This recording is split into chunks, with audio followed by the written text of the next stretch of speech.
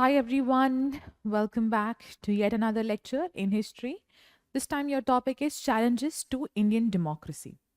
Now, the phase that we are going to talk about within this chapter is going to be 1964 to 77 phase, where we look at the death of Lal Bahadur Shastri, the coming of Mrs. Gandhi to power, um, her resignation from her post as well, and why did that resignation happen?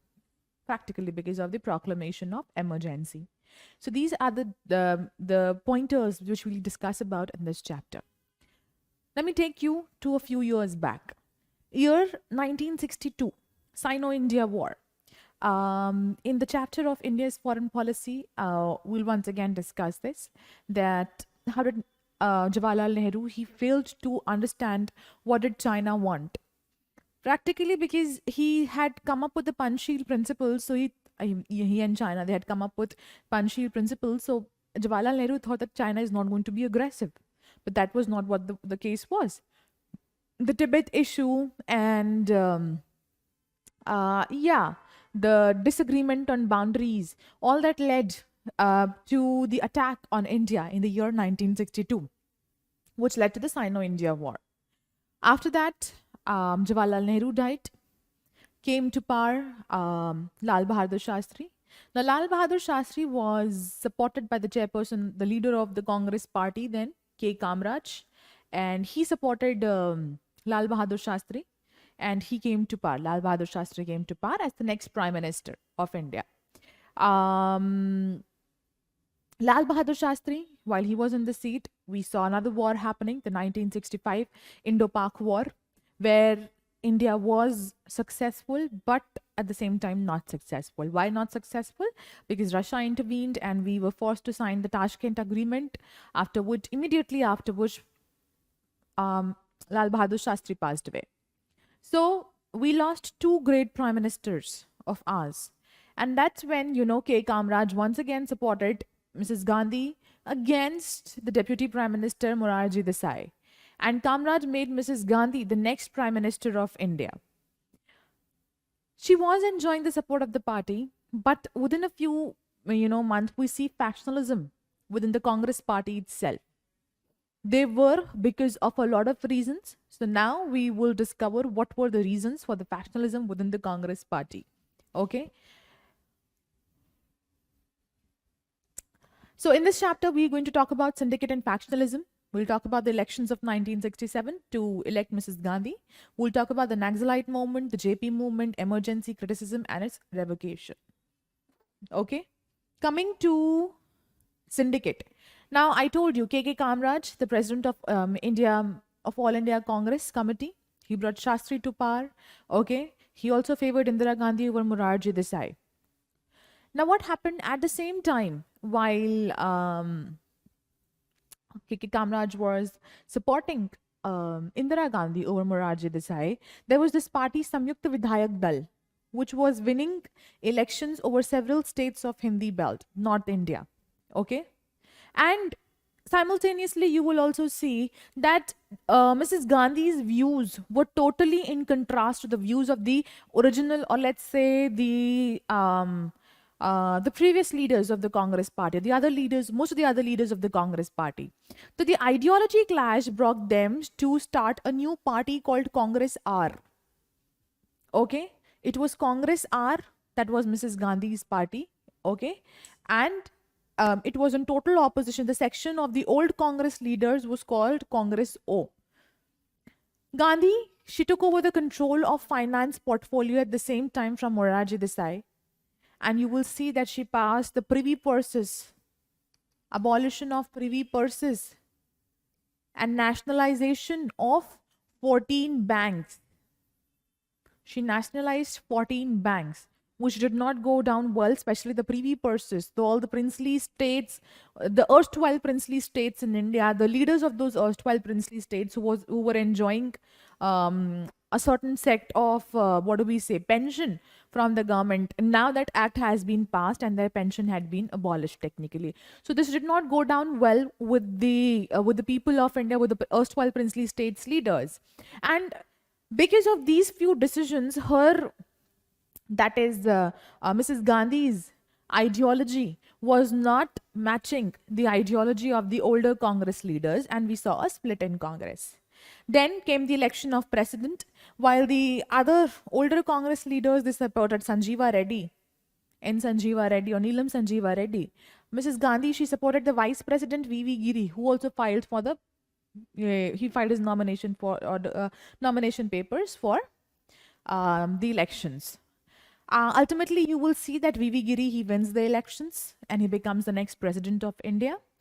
And seeing that Mrs. Gandhi, she herself saw that she is losing the support of all the old Congress leaders. So she segregated herself completely. See, till this time,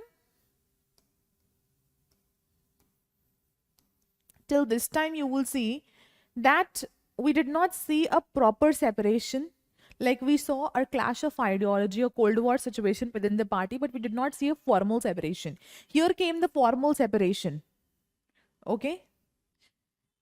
But her faction was a majority faction for that time being, and she contested the elections of 1967 with the ideology of Garibi Hatao. The main party in front of her was the Jan Sangh. And eventually you will see that she wins the 1967 elections, being the majority party. See, one important thing you will see that though the elections of 1967, Mrs. Gandhi, she won the elections, but privy purses was one thing that led to that led to what do we say? The downfall of her popularity. And initially also, since a lot of leaders had separated, the older leaders of Congress had separated, Congress did see a setback in the form of loss of 70 seats to the party. Okay? There was internal division of Congress, and it was, of course, Indira Gandhi versus Morarji Desai now. Okay? Morarji Desai from Jan Sangh. The entire opposition came together this time. Okay, then all the opposition parties, they came together. Even CPI, it did not actually went ahead. I don't know, CPI right now was supporting, I'm sorry, CPI was supporting. CPI did not support Indira in the elections after emergency, but right now CPI was supporting Indira Gandhi, and she did win the seat right now. Okay, defeat of Congress was seen in several states. We saw that Congress was defeated in a lot of states in India. So one party which had shown its prominence all over the country ever since independence now lost seat in a lot of states in India. That was one major setback to Congress, of course. Although it won the Lok Sabha elections, it lost seats in a lot of state assembly elections. It also lost confidence of people in a while. People with the new views of Indira Gandhi, they were not able to adjust with the sudden change she was trying to bring. Be it the nationalization of bank, okay, be it the abolition of Privy Purses Act, they were not able to adjust with the new views that she was coming up with. So she was gradually losing confidence of people. And Morarji Desai was still, an experienced leader, so people actually had their faith. If not Morarji Desai, they had faith in the earlier leaders of Congress who were experienced. So all of these things were happening. But seeing that she's losing a lot of, followers, a lot of people, she's losing the confidence of people, Mrs. Gandhi took few decisions to, alter her party politics. Okay? And of course, we saw minority Indira Gandhi government, it was supported by CPI, that Communist Party of India right now. So right now, Mrs. Gandhi got the full support of CPI. These were the events of 1967 elections. The year 1967 also saw one major event, the Naxal movement. The name Naxal actually comes from a small village in West Bengal, the Naxalbari village. Okay? The Communist Party of India was formed in this village. It was led by Kanu Sanyal and Jangal Santhal. Okay, they initiated a violent uprising in 1967. But the Naxal movement had its origin even before that, in the year 1948, in the Telangana movement. See, in Telangana, what happened? The land distribution policies that were put across by government, they were not going down well with the peasants and farmers. Okay, they came up with this movement. Okay, after which, of course, the farmers, after which the government had to redistribute the land and think about its land distribution policy once again.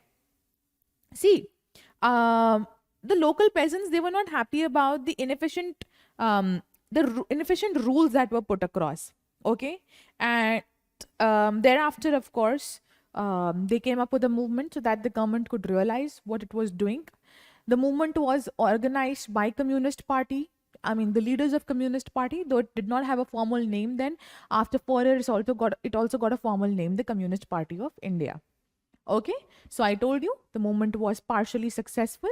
The lands were redistributed among villagers. But this particular movement gave way to the movements later coming on. So CPI, led by Kanu Sanyal and Jungle Santhal, they initiated the violent uprising in 1967. What was the reason for the uprising in 1967? That is very important for all of you to know. The reason for the uprising in 1967. Number one, always remember that the local leaders or the local movements that you are going to see, majority of the times you will see that they use guerrilla tactics. You go to Afghanistan, guerrilla is popular over there. I told you about Santhal's, I did not tell you. We did in a lecture of CUET about the Santhal rebellion where we learned about Pahariyas. So Pahariyas were also practicing this thing, the guerrilla warfare technique.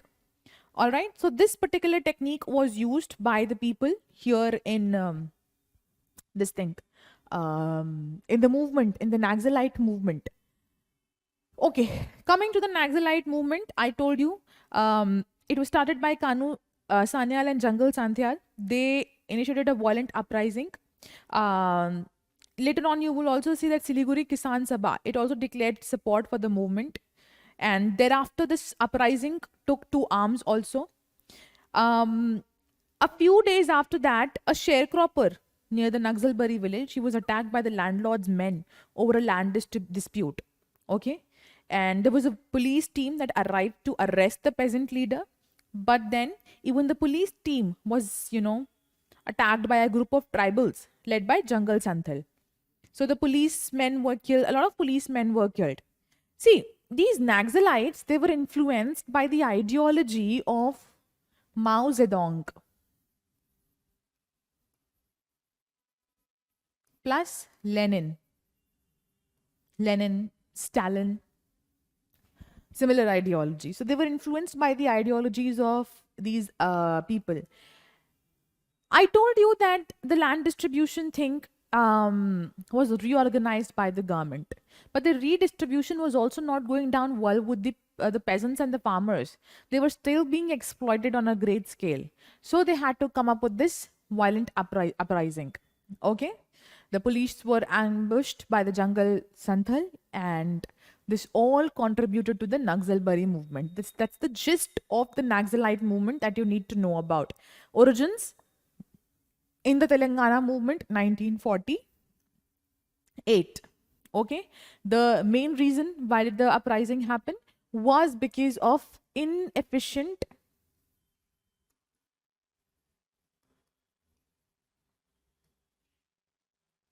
land distribution reforms, due to which these locals were being irritated. The locals were facing losses. They were suffering losses at the hands of these inefficient reforms. So they resorted to arms. They took to arms and they started attacking the sharecroppers over there. Money lenders, all the the zamindars that were there. More than that, zamindars had now taken the face of money lenders. So they were being attacked. Okay, and when we move ahead, if you go back to the actual historical background of the data, start from the 18th century, 19th century, move to the 20th century, you will see that zamindars are very exploitive. Sometimes on an amount of ₹100, they used to charge you ₹2,000 for, as interest. And they used to come up with a series of never-ending series of loan, and that's how they were earning. So this was all very frustrating. Okay, so now the CPI, the Communist Party of India, while it was going ahead with the movement, it went into politics. Okay, formed the CPIM party. Okay, this was a coalition party in West Bengal. But later on, you will see that this party did not approve the armed uprising.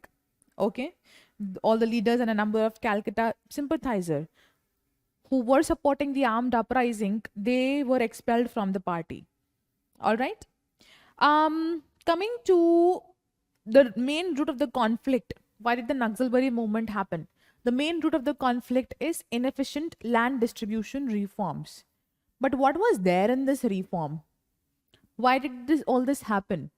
You have the answer to this question in the 5th schedule and the 9th schedule that was passed by the government of India. I mean, that was not passed, that was said by the government of India. The 5th schedule of the Indian Constitution, actually, it deals with the administration of scheduled areas and scheduled tribes in states. In every state other than Assam, Meghalaya, Tripura, and Mizoram, they have a separate schedule to look after them. The 5th schedule also provides for formation of tribal advisory councils. Okay, and these constitutional bodies, they deal with the welfare and advancement of scheduled tribes in states. But what happened during that time? The 5th schedule, it was supposed to, say that, forest reserves and lands that are, inhabited by the scheduled tribes, they were, like I said, they were supposed to be administered by tribal advisory councils. Okay, but the problem here was that though the constitution said that this will happen, the Indian states had not implemented it. Okay, on the other hand, you will see that there was a legislation passed. What was the legislation? The legislation was that the pharmaceutical companies can enter here and they could exploit the resources for medicinal purposes. This was a very big issue. Tribals, understand the situation. Tribals are those people whose habitat, whose livelihood rests in forest. Now, if you try to uproot them or if you try to exploit their resources, they would have very less to survive on. And this was one major reason why people were moving towards uprising. The people who have their home, you are saying that there will be tribal advisory councils to look after the forest and land reserves, to look after the forest and land reserves in the area. But this, when will it be implemented? You passed a law. Who will implement it? The executive, which is supposed to take the action, which is not taking the action. You all know there are 3 organs of government: legislature, executive, judiciary. Legislature passes the law, executive implements the law, judiciary works upon any dispute on that law. So now executive is not doing its job. There is no tribal council actually created in the tribal areas. That was becoming a huge problem, okay, that time. And you will see that the entry of pharmaceutical companies did not help the situation. Then came the 9th schedule. 9th schedule had a series of land legislation and redistribution of land. Okay, it was declared that any excess land that was there after the redistribution of land will be given to peasants so that they could use the land for cultivation and their livelihood. Okay, see, earlier what was happening was that there was a lot of land among the rich upper caste of the country. Okay, so this schedule, it imposed a land ceiling. Okay, that a single person can hold only this much amount of land, and any excess land after the redistribution over here was supposed to be given to the peasants for cultivation. This will protect the Indian farmers and laborers. But once again, you will see that the Indian government was not able to implement the law. Barely any implementation.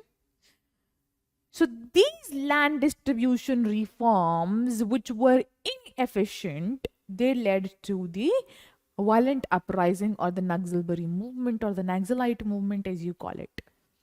I hope this much is clear. So let me just sum it up once again. Naxalite movement, it has its roots in 1948 Telangana movement, where people were revolting against uh, you know the distribution of land. Okay, and from there it moved to 20 years later, 1967, when the same thing was going on, and even after the government passing policies to help the farmers, the implementation was not done. So all in all, you will see that the fifth schedule and the ninth schedule, they were not benefiting the farmers any which way, and that is why we saw the Naxalite movement. You'll also see that, see the Indian situation, 1947 or 48 onwards, 1950 onwards rather, we saw 5-year plans, FYPs, okay? And all of them focused on development. So this development also had industrial development. And you will see a lot of land was also taken away for these development projects, which is why farmers and peasants, they were losing their land here again. You take on land for development purposes, the one whose the land that is actually, it's being lost. They have no means of livelihood because earlier they were cultivating and earning, but now you've taken away the land from them. Okay, so they lost a lot of land. And go back to the same thing, Mrs. Gandhi, she said that in India, we have Fabian socialism, a mix of Marxism plus Gandhism. So though we do have private property, but for the use of government, properties can transfer to the government very easily. Okay, so you as an individual are supposed to give your properties to the government in case the government needs it for any development project. So this was the situation right now, which is why a lot of land was lost from the side of the farmers to the government itself. Okay. Simultaneously, you will also see that the government was given a lot of mining permits for coal. It was given permits for iron and bauxite. Okay. It was giving permits to exploit the natural resources. And this it was all doing without any regard for tribal population. Please understand one thing. The major rebellions that you see during the time of Indian independence, before that, ever since 1857 and before and after that, you will see that they were majorly tribal uprisings. The reason was that British were following the policy of forest clearance so that agricultural land could be created. Same was being done by the Indian government, due to which the people who were living in those forests, they were losing their habitat, their livelihood. Okay, the means of earning. So they had to come up, they had to, pick up the arms. Same thing was happening over here. And Indian government was doing it. Simultaneously, it was giving permission to private players to, mine the area for coal, iron ore, bauxite, to exploit the natural resources. Okay? Any law that was made in favor of the tribals, it was not enforceable. I told you, 9th schedule, 5th schedule, they couldn't be enforced, they couldn't be implemented because of a lot of corruption within the system. Okay? So when this was not happening, the population did not have any choice. They only had a choice to support the Naxalites, because at least they were offering you something. They were giving you support for something. So they had no other choice but to support the Naxalite propaganda. And then came two leaders, very important leaders, Charu Majumdar and Kanu Sanyal. We'll look at the leaders separately. They were the important leaders of Naxal movement. Okay. And they claimed the Indian government as bourgeois. If you all have studied Karl Marx, you'll see that he talks about two types of people in the society.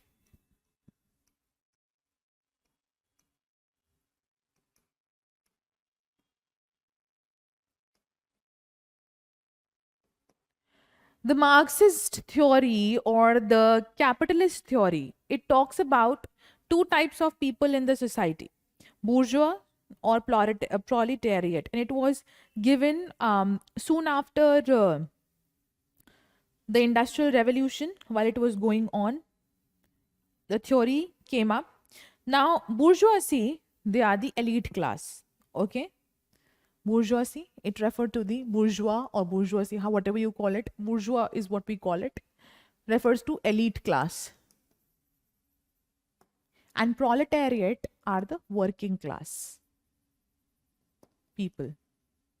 So Marx said that, they work so that they could accumulate money. Theory of capitalism was given by Marx over here. So Marx said that the Indian government was bourgeois. Okay, they were accumulating money from what we are working from. Okay, so Marx, this thing, Charu Majumdar, he gave a call for Maoist struggle to overthrow the Indian government. What does Maoist struggle mean? Follow the ideology of Mao Zedong. Follow the ideology of Lenin. A Maoist ideology would be followed to overthrow the Indian government. Okay, what they wanted was a total appropriation of land and other big properties of the big jotedars. You will see, okay, very important term that comes over here is jotedars. For this term, I'll have to take you back to year 1873 and thereafter.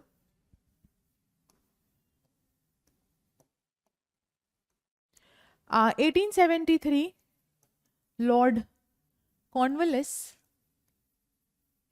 introduced permanent settlement. Under permanent settlement, there was a peasant who gave money to zamindar, taxes to zamindar, and zamindar, he gave it to British.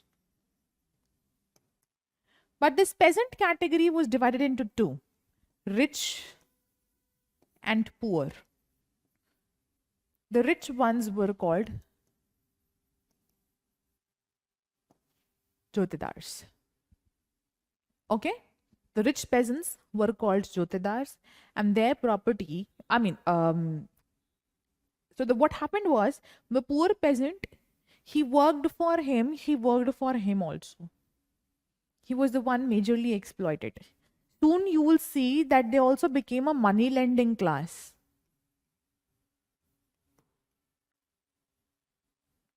Any auction of the zamindar state, actually what happened is the British had said that if the zamindar is not able to pay the taxes at a particular time, his estate would be auctioned.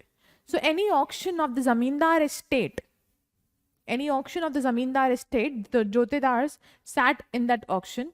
Now there were two things that the jotedar could do. The jotedar could either be the agent of the zamindar himself. So if he was the agent of the zamindar, he took the property, and later on, once again, his property was auctioned, and eventually the property was sold by British to the original zamindar in a very low price. But if he's not the agent of zamindar, he bought the property and he kept it with himself. As a result, you will see that by the time we came to the 20th century, a lot of jotedar class had emerged. Okay, and they had a lot of property. Zamindari was gradually losing its prominence, and it was the jotedar class which was doing the function of zamindars. Okay, so this class has emerged as in when we move towards the independence. So here, if you go back to the movement, they said that, they wanted a total redistribution of all the land, and the big property that the jotedars are holding, even they need to be redistributed because they're holding excess properties, and we need land for proper cultivation. So this should be also auctioned. This should also be redistributed. This is what these people were saying. Kanu Sanyal, the followers of Kanu Sanyal, they wanted to wait and they wanted to see the result of seizure of lands. Okay, the lands which had been seized, what will be done of these lands by the government? So he wanted to see this impact of the seizure of lands. Exactly what is the government doing? Is it going to do something constructive? or is it going to do something destructive? And when they saw that nothing constructive was being done with the land, basically both the groups, they come together in year 1967. CPI, okay, the Naxalite movement, okay. Now, the thing over here was that constructive or destructive had to be in the eyes of Kanu Sanyal, and keeping in mind peasants and farmers. And there he did not find that anything good was being done for the peasants and farmers. Rather, it was, being done for the government itself. Coming to a quick biography of Charu Majumdar. He was one of the key leaders when it comes to the Naxalite movement, was a very one of the most important leaders of the Naxalite movement. He led the revolt, like I told you a while ago. Charu Majumdar, he organized the revolt, he led the revolt, the Naxalbari uprising of West Bengal. Okay. I told you the movement was, of course, sparked by agrarian issues related to land distribution. He later on also joined the Tebhaga movement in 1946. That was a story of before independence. He was greatly influenced by the teachings of Mao Zedong, okay, and always advocated for an armed struggle, following the Maoist principle of protracted people's war as a means to overthrow the existing socio-political system. So Mao Zedong, he always propagated for a coup, and which is what he was also propagating. You will see that Charu Majumdar, he tried to organize the BD workers initially against the policies of government, and later on he joined the CPI. 1942, you will also see he organized the seizure of crops in Jalpaiguri. The Great Famine of 1943, that's what he did. Okay, see, what happened was that the famine started 1942, continued till 43. So the government will take over a lot of crops. So he said that let's seize the crops and use it for our own purpose rather than giving it to the government. 1969, he along with the other leaders formed the All India Coordination Committee of Communist Revolutionaries. Later on, you also call it the Communist Party of India, Marxist-Leninist. Okay. Charu Majumdar advocated a radical line that was always called the annihilation of class enemies. This involved violent and armed actions against perceived class enemies, including landlords, government officials, and police. So all those who are enemies of their, group of population, they should be annihilated. Deeply influenced by the Naxalite ideology, deeply influenced by the Marxist ideology, he influenced the Naxalite ideology also in the same direction. Okay, his writings and his speeches always asked for an armed struggle. No non-violent struggle. It was always an armed struggle that he asked for. Okay, he also asked for the establishment of liberated zones in rural areas and the creation of a proletariat state. I already told you what is proletariat. So, working class state. Separation from the entire bourgeois. Later on, you will see that he was arrested by the authorities. He got married and, he gave up the movements for time being, but his arrest came soon, 1972. He died in police custody and in the same year. We don't know what was the reason for his death. Controversial circumstances. Natural death, police torture, what was it? We don't know. The next leader, Kanu Sanyal, he was also involved in the Naxalbari uprising that took place in the Naxalbari village of West Bengal, 1967. The uprising was sparked by, I told you, same issue. He also was a part of the formation of AICCCR, which later became the CPI-ML. Okay. Kanu Sanyal, he was influenced by the ideology of Mao Zedong. Okay. They were all, since the two prominent leaders were influenced by Maoist principles, the members of the entire party was also influenced by the Maoist principle, which always advocated for armed struggle. But in the year 1962, he came out with a Terai report on revolution of India.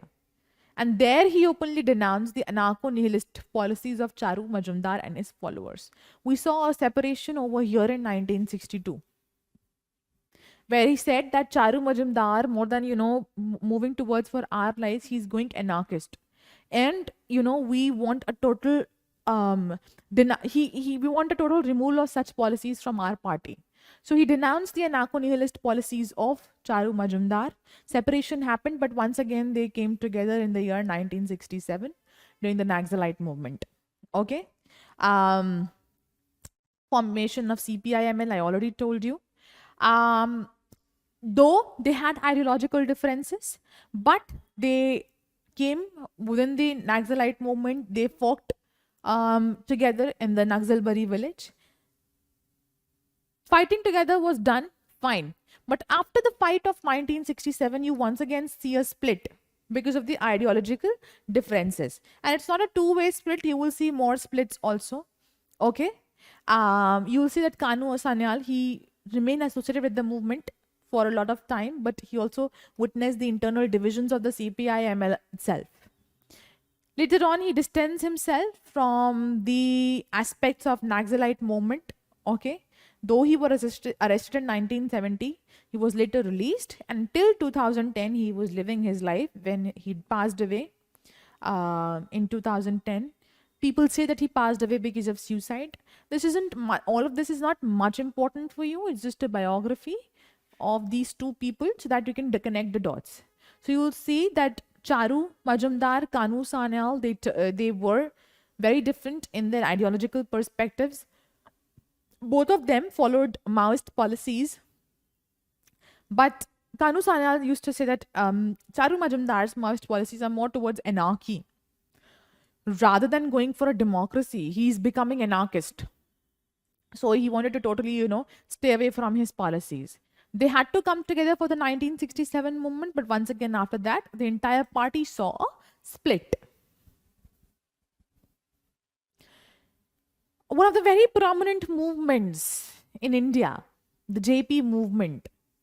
Now we're going to talk about the JP movement. See, Prime Minister Indira Gandhi, she had came up with a lot of reforms while she was in power after 1967. Okay. There were economic reforms, nationalization of banks were there, the abolition of privy purses were there, unequal land distribution, there was corruption, there were economic inequality. And basically, she was taking up the entire democracy from the country, even before the emergency, we'd say, because everywhere we saw Congress party, any other party that was in the power, it was tactically uprooted. So the background of the JP movement stands here. There is one more important thing that we need to go down and try to understand before we go to the JP movement. Year 1974 saw inflation. 1973 onwards, we saw inflation in India. Because of inflation, there were the prices of food grain, it was rising. Cooking oil was becoming more and more costly. And various other essential commodities, they were becoming costly. Okay. And I told you there was extreme corruption within the party itself. At every stage, you will see corruption. So, widespread movement was organized first in Gujarat, then in Bihar. Gujarat saw president's rule. Okay, Gujarat's thing was taken over. Gujarat saw president rule. Movement started in Bihar. Okay, in Bihar, you will see that student-led protests were there. Okay, Bihar Chhatra Sangharsh Samiti was founded by the students. Lalu Yadav became the president of the of this entire student-led union, and the students were protesting not very calmly but violently against the policies of the government. Okay, against misrule, against corruption in the government of Bihar. They first came up with the Navnirman movement that was there in Gujarat, and the Gujarat government had to ultimately resign from the power. And now the same thing was happening in Bihar as well. But in Bihar, you will see that political student outfits had been formed, like the Akhil Bharatiya Vidyarthi Parishad. Okay. Akhil Bharatiya Vidyarthi Parishad, it joined hands with Jansangh that was led by Morarji Desai. So they came together. Okay. Later on, it was also joined by Samajwadi Yuvajan Sabha. Okay, that was connected, of course, with Samajwadi Party, and also Lokdal. All India Students Federation plus CPI were also involved in the Bihar movement. So this Bihar movement took a big face, took a big, um, yeah, um, Bihar took a big face, and was formed, and it came as a big threat to Mrs. Gandhi's government. Now, this Bihar Chhatra Sangharsh Samiti led by Lalu Yadav, it called for a gherao at Bihar Legislative Assembly. There was a budget session going on, and there was a gherao called for. These people, they blocked all the roads to assembly. They damaged the government properties. Okay. Education Minister Ramanan Singh, his residence was set on fire. Though the chief minister of Bihar, he was trying to convince the students that he's going to look into the matter, but the students, they were not listening. They kept on protesting. Okay, they kept on protesting. There were some students who died also. Among all this, they reached out to Jayaprakash Narayan. Now, Jayaprakash Narayan, he was a freedom fighter.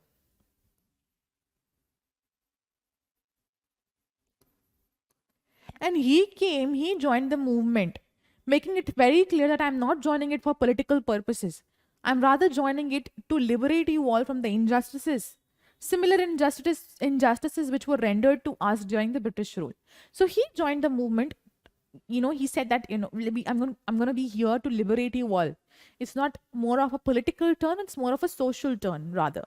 Okay, so he joined the movement. The minute JP Narayan joined the movement, and let me tell you, Jayaprakash Narayan was one such person who was closely associated with Mrs. Gandhi. She was like a daughter to him.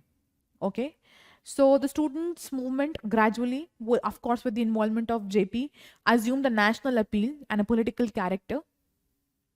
Mrs. Gandhi, she blamed JP for what the Bharatiya Chhatra Sangharsh Samiti was doing, all the agitation it was laying out.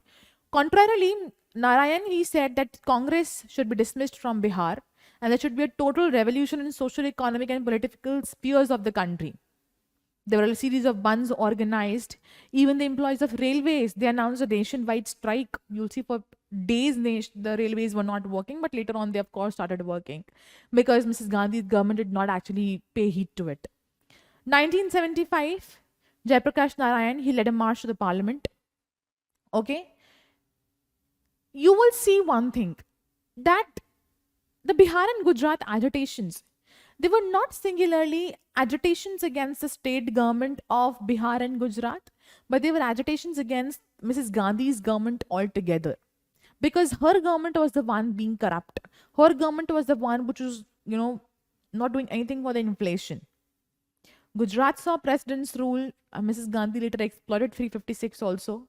But that's a later story we'll discuss after while we are discussing about emergency. So the opposition, it kept on demanding for fresh elections, okay, until Morarji Desai, he went on an indefinite fast. Elections were not held, but when he went, there were elections in 1975 where Congress was ultimately defeated. Okay, the state government saw the coming of Jansangh against Congress. Congress was defeated in those elections. Simultaneously, you will see that there were various opposition parties also which were coming together. Okay, coming back to JP Moment's introduction. JP, he was a respected and influential political figure. I told you, he was a freedom fighter. And he called for a total revolution. He said, we don't just want a change in government. We want a transformation of the existing socio-political system. Whatever is going on in the society and politics, we want a complete transformation of this. We don't want any corruption in the political system. We want to remove poverty from the society. Okay? We needed distributive concentration of power rather than just put it in one hand. Okay? One of the more notable phases of the JP movement it was the Bihar movement, which we also called Sampoorna Kranti. In Sampoorna Kranti, you will see there were mass protests, there were strikes, civil disobedience was started in the state of Bihar. It was led by Jayaprakash Narayan himself. And the movement gained widespread support from a lot of sections of society. The movement of Sampoorna Kranti. 1975-77, of course, it will gain impetus while we're talking about the emergency era. Okay, because that's the time when Mrs. Gandhi became autocratic altogether. She suspended civil rights. She suspended the fundamental rights and civil liberties. Okay, press right were taken away, and political opposition was also suppressed. So Jayaprakash Narayan, he played a very important role in mobilizing resistance against the emergency. Okay, this movement also brought a lot of opposition parties together, leading to the formation of the Janata Party, about which we study in the next chapter. The Janata Party was formed. It was a political alliance between a lot of opposition parties. It was a kind of a coalition formed. And you will see that in the light of this movement itself, emergency was lifted in the year 1977. The other day, Mrs. Gandhi also resigned as a Prime Minister of India. Okay, and later on, the next election, Morarji Desai, he emerges victorious, Janata Party. See, this particular movement was very important when it comes to Indian struggle or Indian freedom struggle or Indian struggle for democracy. Okay, it told us that if people come together, mass mobilization, democracy can be restored. But later on, of course, you saw that the Janata Party government, it saw a lot of internal tiff, and it had to be dissolved in 2 years. Coming to Supreme Court versus Mrs. Gandhi. Now try to understand. Year 1971, elections were to be held. And why 1971? Because Mrs. Gandhi, by 1971, she had realized that I need a majority. Earlier, she already had lost seats. So she needed to, prove to people that, she's still in power. So she had declared fresh elections in that year. So 1971 elections were held, and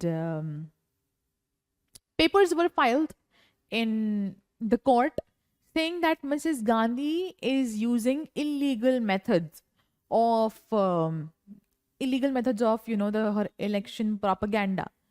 What happened is that within 2 months of elections, model code of conduct is declared, wherein you cannot use government machinery. Even if you are the government in power, you cannot use the government machinery to for your election campaigns. And it was said that Mrs. Gandhi used illegal means for her election campaigns. She did use government machinery, government cars for her election propaganda. The matter went to Supreme Court. The matter went to Allahabad High Court. Allahabad High Court declared that the election of Mrs. Gandhi is null and void. She is no more the Prime Minister of India based on her electoral malpractices. Okay. That is one story. Another story is that Mrs. Gandhi and Supreme Court, they were in continuous tiff with each other. Why? She took a lot of decisions which the Supreme Court objected to. The Supreme Court said that whatever decision you are taking, it's violative of the Constitution. Privy Purses Act, nationalization of banks, they are violative of the Constitution. And that's where I told you that she took over the charge of finance portfolio also. Okay, so she's taking a lot of decisions which she's not supposed to take. Congress, she declared at the stand of the court, it was against principles of democracy and parliamentary supremacy. As a result of which she did pass the laws and declared them to be valid. Congress said that we, as a part of the pillars of democracy, have the right to make laws. So you are interfering, and that's how you're abridging the parliamentary supremacy. So she said that, we do have the right to do, and that's what I have done. It also said that the court was becoming a hindrance in the implementation of new initiatives. So any new initiative that the Indira Gandhi government is coming up with, Congress said that court is becoming a very big, hindrance to this new initiative thing that we are coming up with. Her election propaganda was Garibi Hatao. But the Garibi did not go away from India. The social condition of the people in India did not improve much.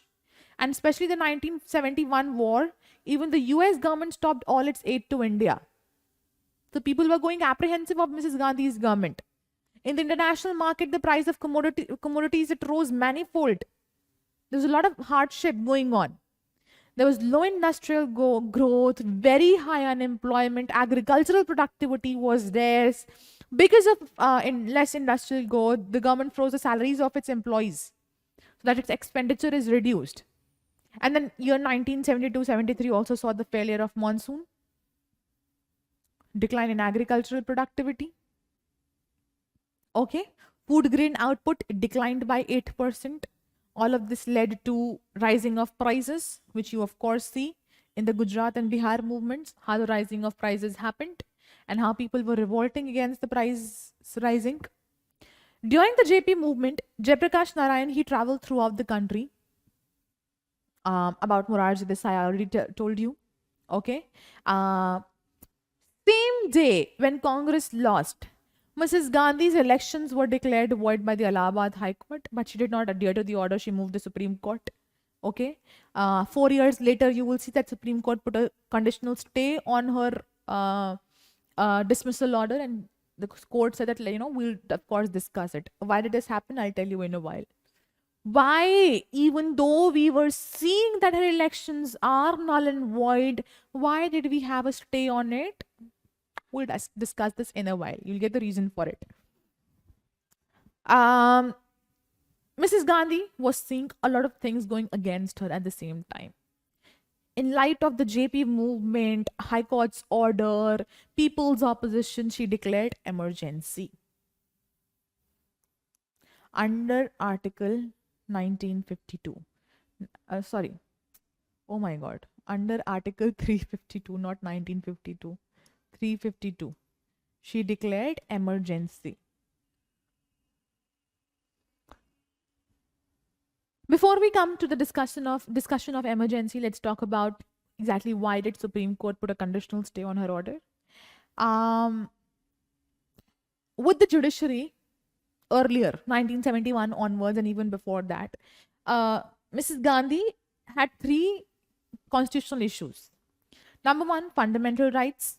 Number 2, right to property. Number 3, Parliament amended fundamental rights to give effect to DPSPs. This was all done during the emergency. Fundamental rights suspended. Right to property, article under 44th CAA, right to property was actually removed as a fundamental right. And Parliament, it had amended the constitution. It said that we will give priority to DPSPs over fundamental rights. Please try to understand the situation over here. Fundamental rights are declared by the constitution as enforceable in nature. DPSPs are non-enforceable. DPSPs are just the guidelines for the state to follow while it is making laws. But what did Mrs. Gandhi say? She said that if we have to implement any policy in accordance to a DPSP, we can abridge upon the fundamental right. But what does the Constitution say? The Constitution says that in no case are you going to abridge fundamental rights. In case the fundamental rights of an individual are abridged upon by the state itself, you can go to the court. That's what we mean by enforceable. That you can move the court if your fundamental rights are abridged upon. But you cannot move the court if DPSPs are abridged upon. Okay? So, this is what this Constitution says. Now, Mrs. Gandhi said, no, I will implement DPSP, and for that I might abridge fundamental rights. Supreme Court intervened and said, no, you cannot do that. Okay? Came the Keshwananda Bharti case, 1973. Okay? Declared the basic structure doctrine. Supreme Court said that the basic structure of the Constitution, one of which is the fundamental right itself, they cannot be amended. I mean, they can be amended, but they cannot be tackled with. Okay? They are a part of basic structure. You cannot remove the, basic structure. You can add things to it, but you cannot remove fundamental right thingy. Okay? That's what the Supreme Court said in the basic structure constitution, Keshananda Bharti. And by the way, FYI, Keshananda Bharti case, one such case which has the largest bench of judges up till now, 13 judge bench. Okay. Now there was also a tip with the appointment of judges. Usually the appointment of judges happens in such a way that the senior most judge of the Supreme Court becomes the next Chief Justice of India. But there was an issue. Mrs. Gandhi, she appointed Justice A.N. Ray, superseding 3 senior most judges of Supreme Court. And now I'm sure you know why was there a conditional stay on her elections. Okay. So of course here she appointed Justice A.N. Ray, superseding 3 judges in the Supreme Court, and that was one such thing.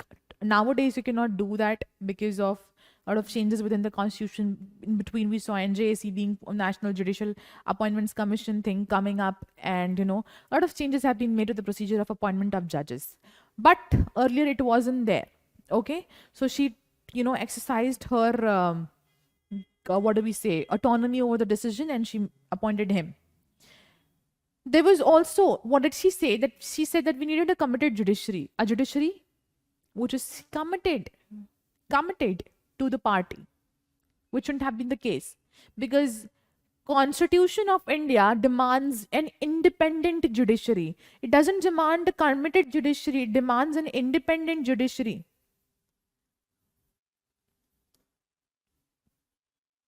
Okay. So there were High Court order against Mrs. Gandhi, but then you all know it was stayed by the Supreme Court. During the emergency, Article 352, state of emergency, national emergency on grounds of external threat or a threat of internal disturbances.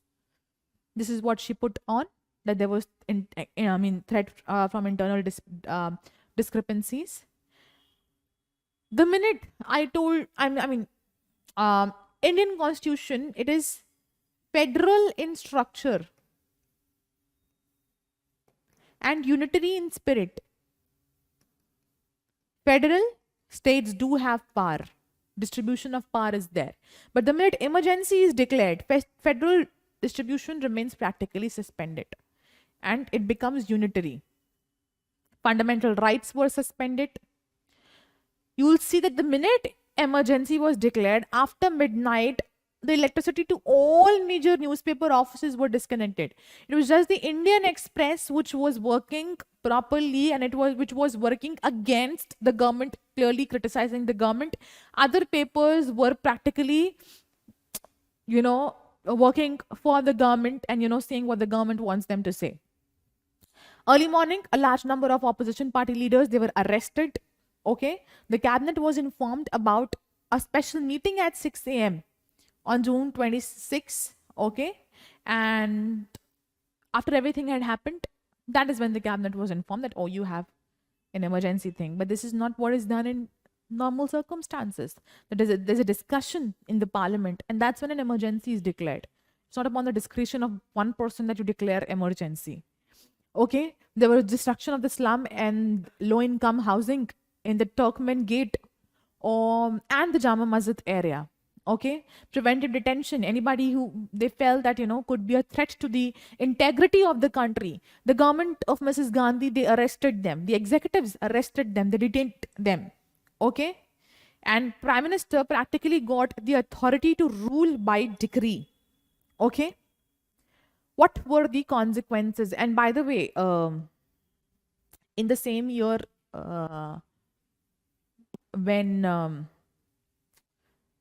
the 1975 rather, when Congress lost seats, we also see that Mrs. Gandhi and her son Sanjay Gandhi, they were also caught of corrupt practices. As a matter of fact, Sanjay Gandhi was practicing mass sterilization to control population. Okay, so all that all those things were happening during that time, and during emergency.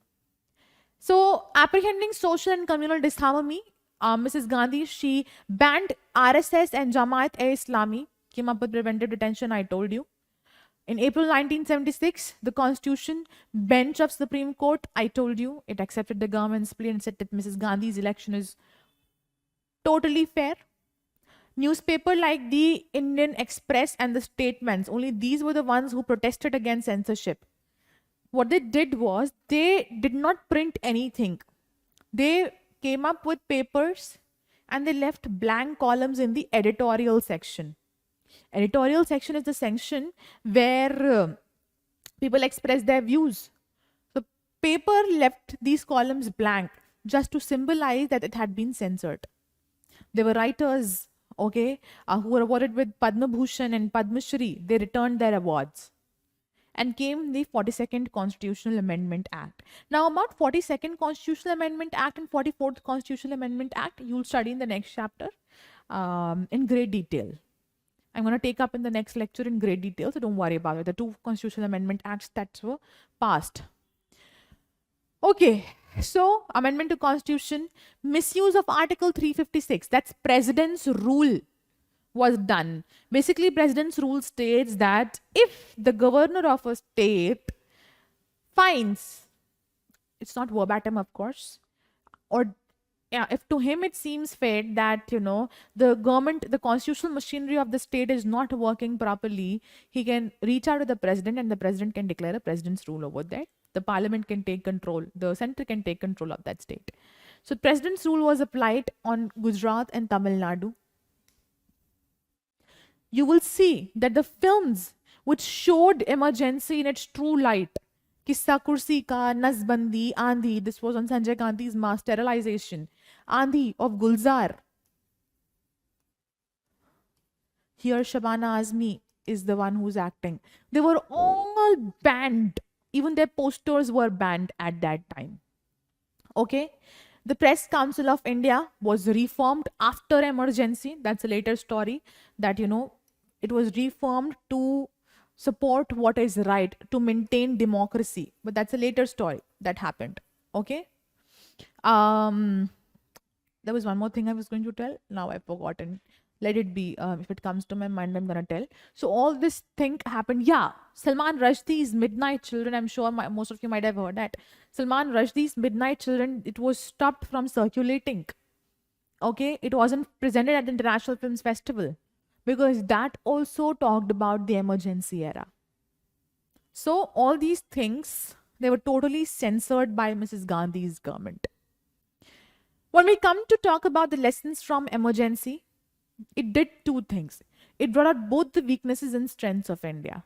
Weakness in the democratic setup, strengths in the coming of people, and making, it very clear to the government in power that in case you try to tackle our democracy, we are going to remove you.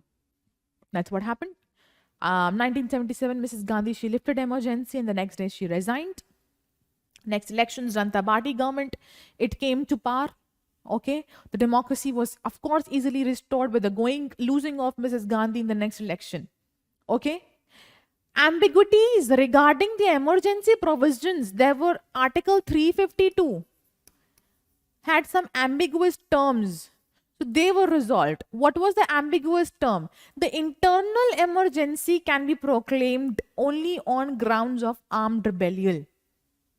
This is what was changed in the constitution. That you cannot say internal disturbances. You are supposed to tell us armed rebellion. Okay? And it was very important that the advice to the president, it is necessary that the advice to the president to proclaim emergency must be given in writing by the Union Cabinet. The Prime Minister or President, they cannot give it at their own discretion. Simultaneously, people in the country, they became more aware about their civil liberties, even the courts. Those who were not able to interpret the constitution, because I'm sure constitution had been newly formed in 1950. It was hard for them to keep a track of all the constitutional liberties they had. Now they were getting a major understanding of these. Many organizations were also formed for the same. According to the Shah Commission report, the administration and police, they during emergency had become vulnerable to political pressures. But now reforms were being conducted so that this doesn't happen again. And politics after independence, you already know. Janata Party won the elections. Okay. Opposition came together as a Janata Party and they won the election under Morarji Desai. That's what happened during emergency. So in this chapter, we studied about the elections of 1967, syndicate and factionalism. We talked about the Naxalite movement. We talked about the JP movement. We talked about the emergency era.